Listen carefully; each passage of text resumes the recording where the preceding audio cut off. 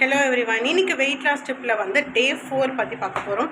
So day 4ல் ஒரு ரொம்ப சிம்பிளான விஷயம் நம்ம தினமும் பண்ணுறது தான். பட் ஆனால் ப்ராப்பராக பண்ணுறது இல்லை. என்னென்னு பார்த்தீங்கன்னா வந்து சாப்பிட்றோம். பட் ஆனால் நிறைய சாப்பிட்றோம், கொஞ்சம் சாப்பிட்றோம். பட் எதுவாக இருந்தாலுமே ரொம்ப பீஸ்ஃபுல்லாக மைண்டை வந்து ரொம்ப பீஸ்ஃபுல்லாக வச்சுட்டு சாப்பிட்றது வந்து ரொம்ப முக்கியமான விஷயம். சரிங்களா?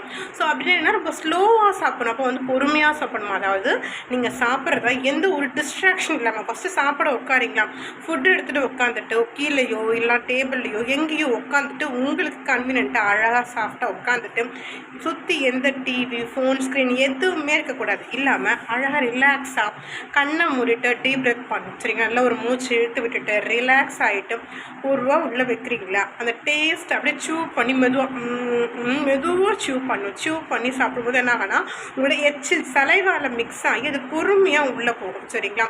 ஸோ இப்படி ஆகும்போது என்ன ஆகும்னா உங்களோட டைஜஷன் ரொம்ப நல்லா இருக்கும். சரிங்களா? அதே மாதிரி நீங்கள் வெயிட் போட மாட்டீங்க. உங்களுக்கு கரெக்டாக வெயிட் இருப்பீங்க, வெயிட் அளவு அதிகமாகாது. சரிங்களா?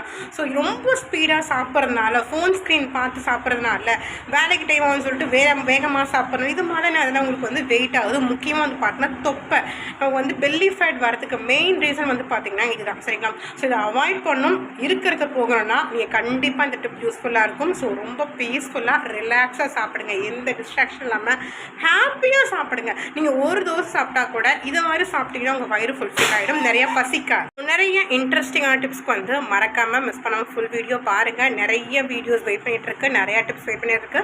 ஸோ மறக்காமல் என்னோடய இன்ஸ்டா, யூடியூப், ஃபேஸ்புக் எல்லாமே ஃபாலோ பண்ணிக்கோங்க. கண்டிப்பாக நிறைய யூஸ்ஃபுல் டிப்ஸ் கிடைக்கும். நல்லா வெயிட் லாஸ் பண்ண முடியும். ஸோ நான் வெயிட் லாஸ் பண்ணி காமிச்சிருக்கேன். கண்டிப்பாக உங்களால் வெயிட் லாஸ் பண்ண முடியும். நெக்ஸ்ட் வீடியோவில் பார்க்கலாம். பாய்.